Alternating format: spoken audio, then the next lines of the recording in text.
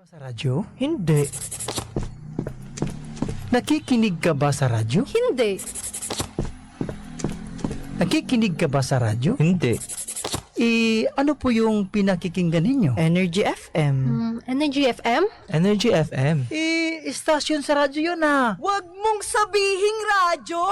Sabihin mo, energy! Energy! Energy! 106.7 Energy FM. Kung gusto mo ng legit na chika, eto na yun! Chika! Walang filter, walang edit. Chika! Hindi ito fake, hindi ito late. Chika ni Sisa! Lahat ng ganap sa showbiz pag-uusapan natin dito. May nag-break, may nagkabalikan. Tara at pag-usapan. Kung ano man ang chika, alam na ni Sisa. Ito ang Chika ni Sisa. Chika! Ni Sisa! We are number 106.7 Energy FM. Pangga, wag mong sabihin radyo, sabihin mo Energy. Sa magandang hapon pa rin po sa lahat pa rin po ng mga nagpapaganda sa loob ng I Love Cut Encarnation Salon. Diba? Sabi nga ng I Love Cut Encarnation, ganda for everyone! Hello po sa inyong lahat. Isang magandang hapon po. Ayan, sa lahat pa rin po ng inyong mga customers ngayon sa loob ng inyong mga salons. Hindi ba? Hayaan nyo po, maupo lang kayo dyan. Hayaan nyo sila ang mag-magic. Mag-magic! Nakakaloka, mamagikin ang inyong mga kagandahan, hindi ba? Anyway, sa lahat pa rin po ng mga nakatutok via our digital platforms on Facebook, TikTok, and of course, sa ating YT channel on Energy FM 1067. Hello po sa inyong lahat. At eto na ang second gap ng Chika ni Sisa. Woo! Hello pa rin po sa inyong lahat. At eto na nga ang chika natin for today's video. Oo, nakakaloka. Sabi nga kasi, diba, last Friday kahit bumabagyo, natuloy na muli ang pagpirma ni Vice Ganda ng kanyang contract under ABS-CBN kung saan ginanap ito sa Rockwell, Makati City. Oo, nakakaloka.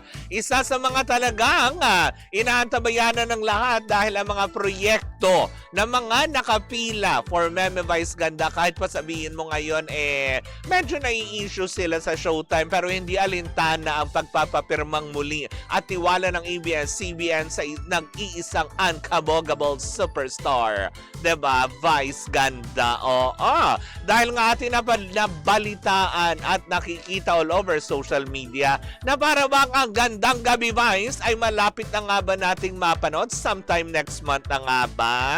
Ay! Well, kung totoo man yan, good news yan ha. Kung totoo man na next month ay sisimulan na. Pero, diba, maugong ang usapin na ang Gandang Gabi Vice nga ay mapapanood daw sa GMA7 kung kaya't nga naman marami talaga ang nag-aabang na sa muling pagbabalik ng inaantabayanan na weekend show na GGV ni Vice Ganda. Hindi totoo naman, diba? Hindi, tsaka matagal naman ang usapin yan. Although wala pang confirmation na nanggagaling both networks kung totoo nga ang usapin na ito. Pero sabi nga ng ilang mga netizen, wala naman sigurong masama kasi kumbaga may collaboration project sila with GMA, may collaboration project sila with TV5. Di ba mas maganda kung ganun? Sana nga magtuloy-tuloy na ang TV5, magkaroon din ng collaboration with GMA7 kung talagang alam mo yung sinasabi na nga nakikita at nararamdaman na ng lahat na malaya na ang lahat ng mga artista, mga news anchor at iba pang mga crew na makapagtrabaho sa iba't ibang network kung saan, sabi nga nila, kung saan may open, go, diba? Yung mga ganyan. Pero yun na nga, although sinasabi nga ng ilang mga netizen na parang, uy, teka sandali, parang wala pa naman din naman kinukumpirma, sabi ng ilan. At meron din naman mga hindi natutuwa na parang, talaga ba? May mga ganyang komento. Kung ayaw niyong panoorin, di wag. Diba? May choice naman kayo na hindi panoorin at subaybayan si Vice Ganda. Pero parang araw-araw halos nakaabang pa din kayo sa showtime. 'Di ba? Na kung anong gagawin, kung ano na naman ang mapupulan nyo. 'Di ba yung mga ganyan na nakakaloka?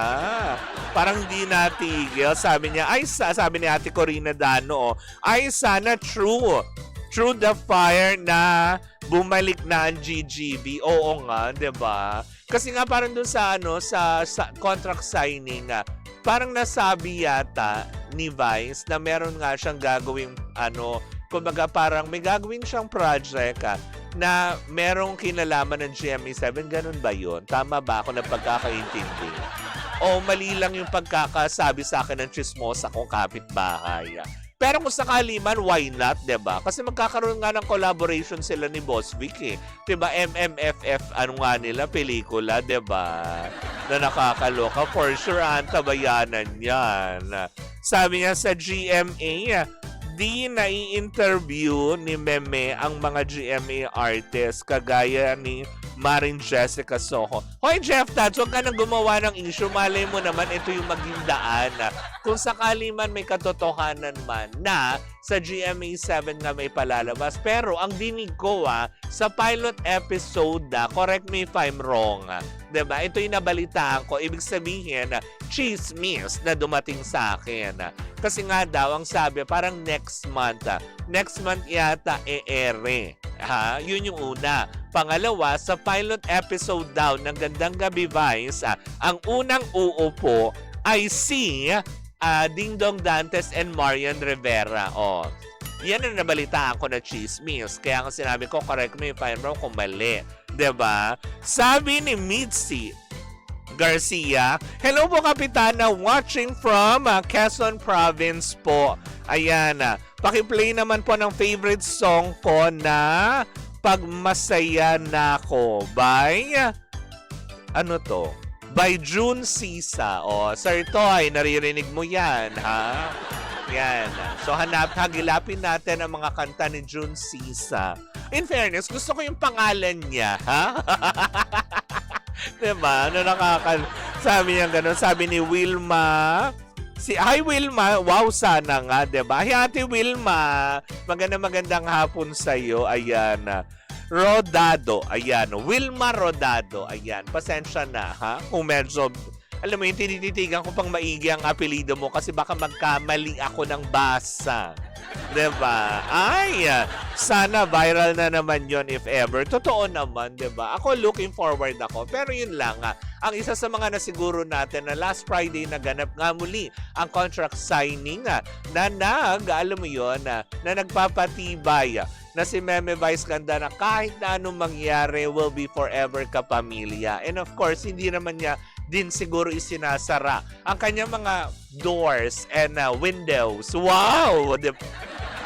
Inaagaw na naman ang signal. Nakakaloka. Diba? Hindi, pero hindi naman niya isinasara yung mga oportunidad. Kasi diba, nakita naman na natin si Meme Vice na nag-guest na sa gag show ng GMA7, diba? Na yung parang Bubble Gang, diba? Yung anniversary special ng Bubble Gang. So, hindi na malayo na talagang mapanood o kaya makita na natin once in a while or madalas na natin makikita, hindi lang si Vice Ganda, kung hindi ang ilan sa mga Star Magic artist. Kasi diba, dahil nga naging matagumpay naman yung kanilang first PBB celebrity collab ang Star, kumbaga Sparkle at ang Star Magic, 'di ba? Na halos lahat talaga sila umarangkada paakyat. 'Di ba? Ang nakakasad lang kasi parang teka sandali yung mga kumbaga parang yung batch na nila Joaquin Arce. Teka sandali, but parang hindi na masyadong na-highlight lalo pat ngayon, 'di ba? Papabukas na naman ang bagong yugto ng Pinoy Big Brother. Ang bilis ng transition na nakakaloka, diba? Sabi ni Ate Corina, Bubble Gang po. Bubble Gang. Yes, correct. Ano ba yung sabi ko kanina? Bubble Gang, diba? Ano ba yung sabi ko kanina? Tama ako, Bubble Gang. Ino-confuse mo ko. Diba? Sabi, ayan na naman. Inaagaw na signal ni Cap. Oo nga eh. Pag ganitong medyo malamig ang panahon. 'Diba? Pero yun na nga, tabayanan na lang po natin sa mga susunod na buwan. Kung totoo man yan na the next month mapapanood na natin muli ang Gandang Gabi Vice na talagang kinagiliwan natin every Sunday night, hindi ba? Na kahit pa sabihin mong magpuyat-puyatan tayo pero sulit ang panonood noon.